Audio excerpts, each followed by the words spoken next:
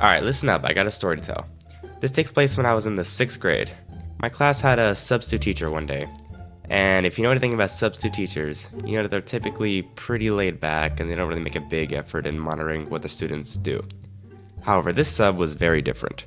She would add a whole new arrangement of rules and expectations, and she would go to extreme lengths in making sure everyone followed them. For example, she had a rule that prevented everyone from having drinks except for water. But she did much more than just say that. She went to each and every student that had a drink and examined their cups to make sure it was just water.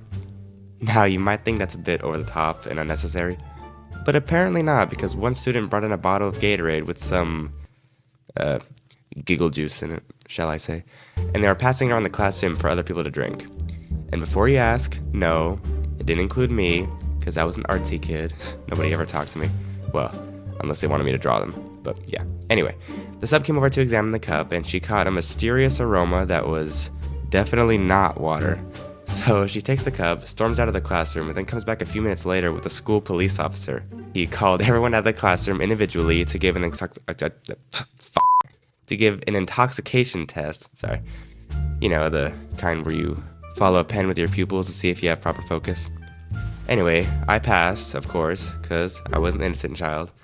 Although the cop did wonder why I had a red spot in my eye. Total side note, I have a birthmark in my eye that's kind of weird and distracting because it looks like I have 3 pupils.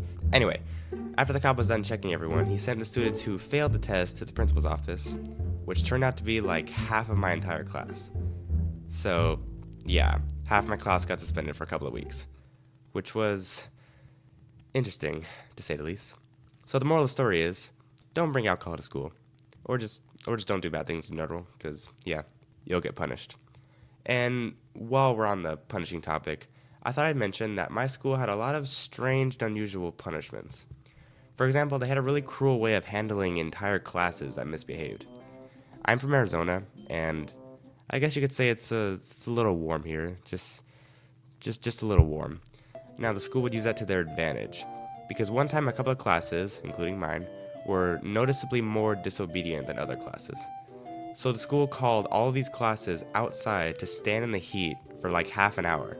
And if someone said a single word, they would add more minutes to the time spent out there. In total, we were probably standing outside in the scorching heat for like 45 minutes. Okay, and I imagine this was probably towards the end of the year. I don't remember exactly when it was, but it had to have been towards the end of the year. Honestly, looking back, I'm surprised the school even got away with doing this.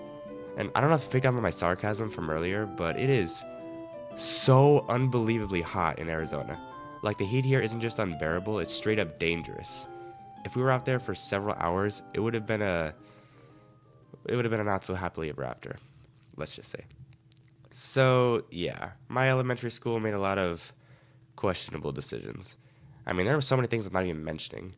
Like, when I was in the 5th grade, the school decided to split boys and girls into separate classes, meaning there would be all boys classes and all girls classes.